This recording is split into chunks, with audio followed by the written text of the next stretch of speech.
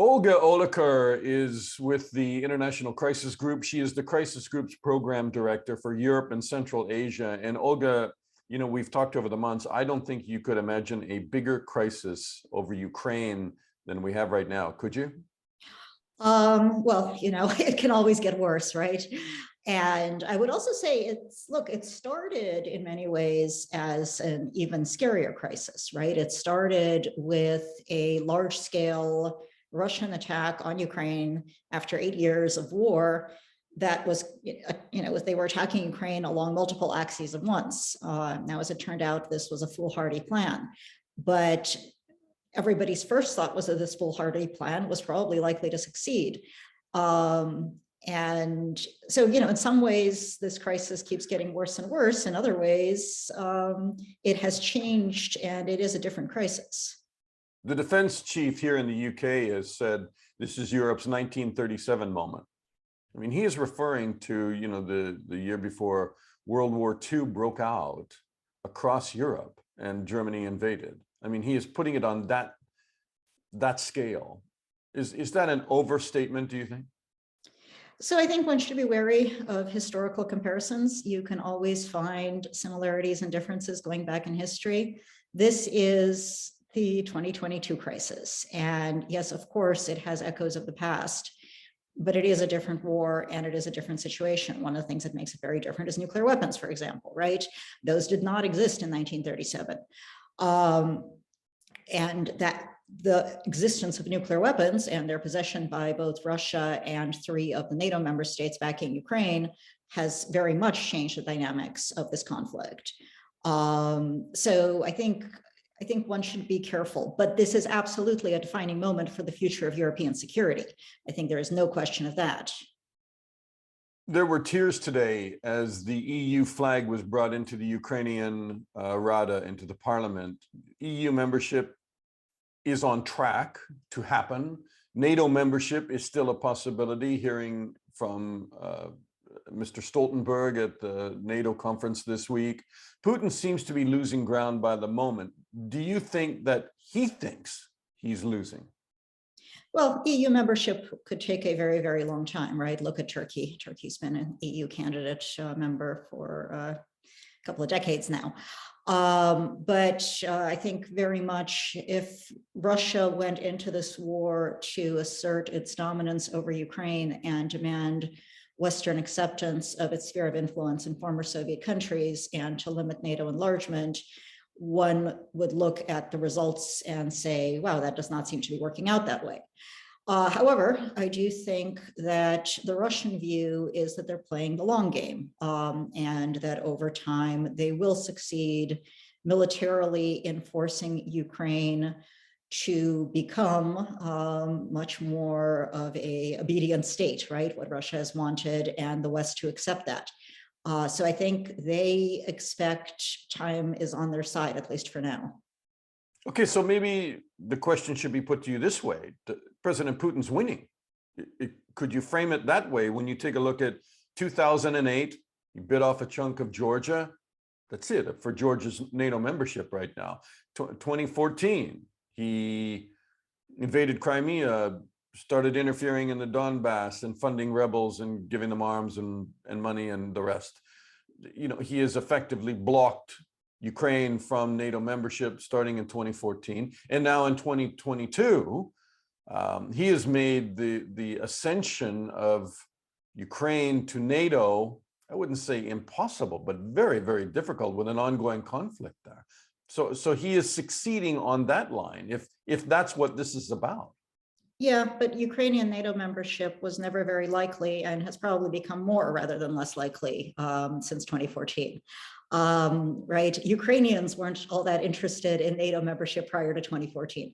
So you're looking, I think the other thing, if you look at kind of this history of Russian efforts to limit the eyes towards the EU and NATO of other former Soviet countries, what you've also seen is just an escalation of the use of force in trying to accomplish that, right? So you try to do things politically, diplomatically, through other forms of coercion, and doesn't work. You use force, you use more force, you use more force, until you find yourself in a war of attrition with the Ukrainians. So again, look, everyone wants to sell whatever it is they're doing as a success at home. But I would not look at this and see Russian strategic victory. I also, look, I think it's a Russian strategic defeat in that their initial war plan failed so utterly, right? Their vision for how this was going to work, their strategic vision for how this was going to work fell apart.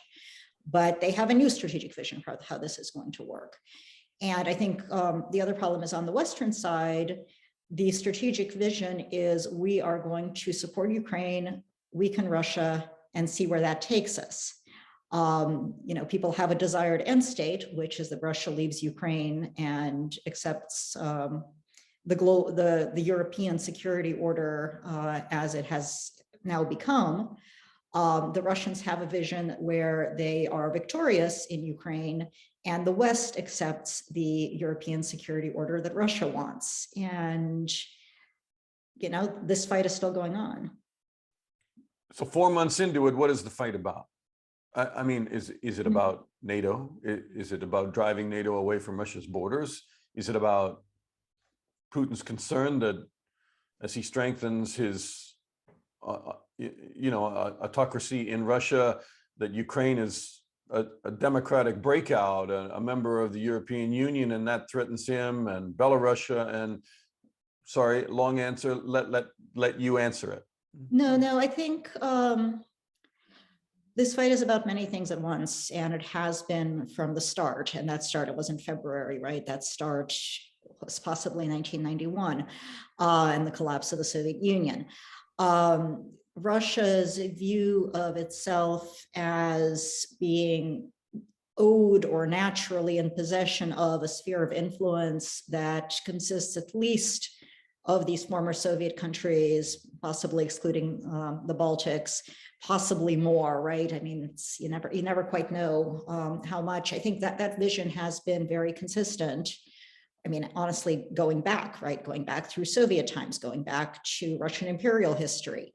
So that is part of it. The Russian attitude towards Ukraine and the Russian historical difficulty in viewing Ukraine as even potentially a separate and independent entity factors into this. And then there is also this notion that what has been happening since 1991 is that a US-led West has been encroaching on this Russian sphere of influence bit by bit by bit, and this threatens Russian security, that indeed the West has the intention of weakening and undermining Russia itself as well. And so you put all of this together, right? It's not one thing. You've got all these people, on Twitter and, on the news arguing, is this about NATO? Is this about Ukraine? Is this about the West? It can be all of it, right? And it is, in fact, all of it. It is a very complicated equation, which gets us to where we are. International Crisis Group, you tell us how it's solved then. That's your business, right? Getting people to go to the table and talk through it. If there isn't one issue, and there's multiple issues, your job just got a lot harder. But do you see, kind of as you look down the road and project into how long this conflict could go on now, and just more and more weapons, more and more fighting, more, how does this end? So it ends, it pauses when both parties are exhausted, or one party fears loss, but the other party is exhausted. I think there remains a real possibility that you won't get a formal ceasefire, but you will get into a stalemate, that both countries realize they would like a chance to rebuild, rearm, train more people, get their act together. So take a little pause. Now, if that happens, there's still going to be missile strikes. There will be probing attacks, right? It won't be a quiet line of contact, but it will be quieter for a bit of time as they regroup and rearm. So I think that's one possibility.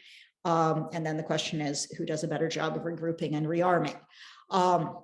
The other possibility is that one or the other side realizes that they're doing poorly and they sue for peace one way or another, willing to accept the conditions of their adversary. We don't seem to be anywhere near that right now, right? Nobody seems to be willing to do that. In fact, they're not even willing to do the operational pause at this point. And this is the challenge, right? It's kind of, it's nice to say everyone should come to the table and resolve their differences. The problem is that their differences are that Ukraine wants to be a sovereign state and Russia doesn't want Ukraine to be a sovereign state. So that's a pretty fundamental difference. That's it's hard. Pretty fundamental. It's kind of hard to figure out what the compromise looks like. And it's not a question of, oh, if you give Russia some Ukrainian territory, it will be satisfied. There's absolutely no evidence that Russia's overall political aims for this war have changed in any way. So this is the challenge, right? It's not as though you can just come to the table.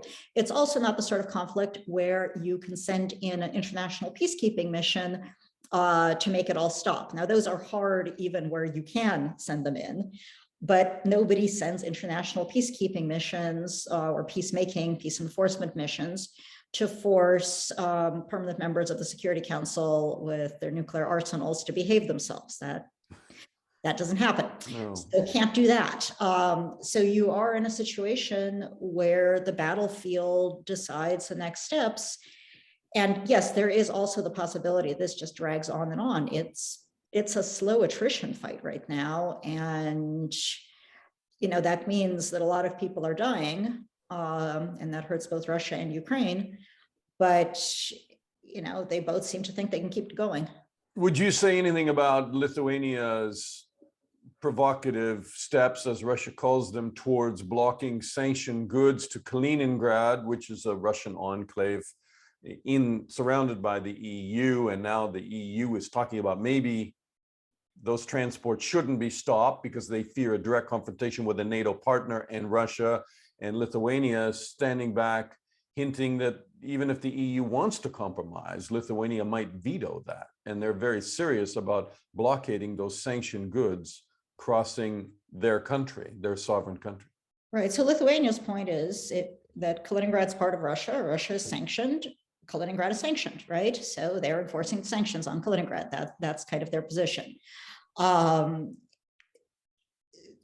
question of what you can do about that, the Lithuanians will tell you they're letting unsanctioned goods. They're letting people go in and out. They're letting, medications, things that are basic human needs, they're letting those go. But, they don't want Kaliningrad to be an exception to the sanctions. I think there are some negotiators who are trying to figure out if there is a way to enable Kaliningrad to be an exception to the sanctions. I keep hearing that negotiations are ongoing and are on the point of a breakthrough, but I've seen nothing that suggests the Lithuanians are really very enthusiastic about backing away from their position, which they seem very happy with. So my guess is we're not as close to a breakthrough as people might like. But it is another example, and there are other ones, of how this can escalate beyond Ukraine's borders. Of course. Look, this has been a European war from the start of the war in 2014. This has always been a European war.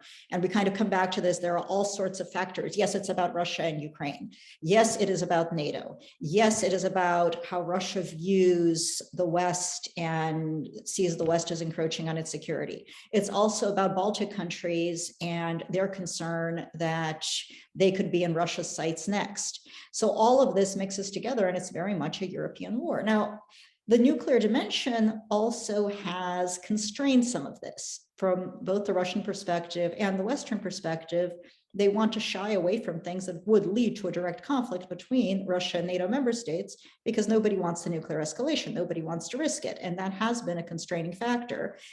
I think it's going to continue to be a constraining factor.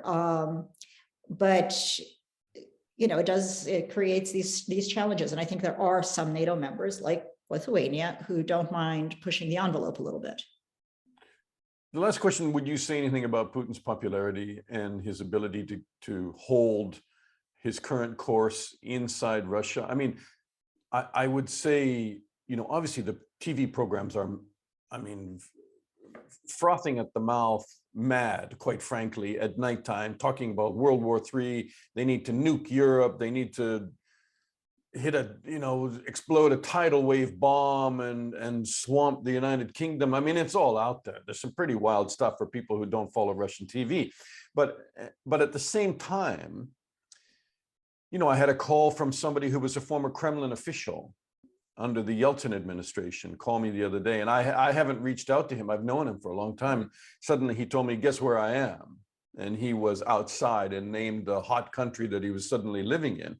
I mean, there's been this, shameful in the sense that it's a loss for Russia, brain drain of some of these incredible people who are, they're loyal Russians who have fled the country, and a lot of them left in March. And they saw an ending and a new beginning of something very, very dark inside Russia. Sorry for, again, a very long question, but I mean, those people were held hostage and they've run with their families, and the other people inside Russia, to some degree, are held hostage by the current Kremlin. But Putin does have popular support.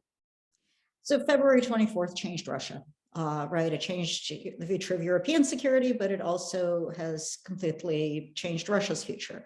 Now, Russia was certainly on the trajectory towards fewer freedoms and more authoritarianism over quite a long period of time, but this was a sea change, and that's why we saw hundreds of thousands of Russians get out.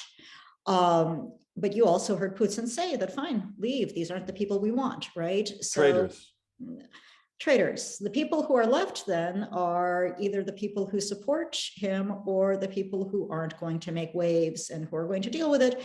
And of course, some opposition activists who feel that it is their duty to remain and make noise and protest and go out there and, and say that they're opposed to the war, that they're opposed to this government. I think it's really difficult to assess true popular support for either a government or a war, in part because the opinion polling is a little bit difficult under these conditions, and also because people's opinions can shift. Right? I mean, look, before the annexation of Crimea, most Russians gave absolutely no thought to the possibility of annexing Crimea. Immediately after the annexation of Crimea, they were all for it. If you remember what the mood was like in the United States in the lead up to the Iraq War in 2003, there was a steady increase of support for that war. Some years down the line, I'm guessing a lot of the people who were very supportive of the war would be hard-pressed to admit that that had been how they felt. Nor would they necessarily remember having felt that way, right? So people do change their minds about things as they get new information and as the situation shifts. None of which is really threatening to Vladimir Putin's hold on power in Russia. It is, whatever else happens, it is very unlikely to be a popular revolution that removes him. It's just really hard to track out a scenario for how that happens in Russia. A battlefield defeat might change that. So a battlefield defeat still isn't going to be, I think, the spark for a popular revolution in Russia. So when people speculate about these things, they talk about palace coups, right? The inner circle turning on the president. Thus far, the inner circle seems to, let's say that the inner circle is more worried about what Putin can do to them than what sanctions can do to them. That's right. Or perhaps more enthusiastic about what Putin can do for them than for what trying to overthrow him could do for them. There does not seem to presently be a lot of appetite for that. I would say that expecting a change of government in Russia would be a bad thing to base planning on, right?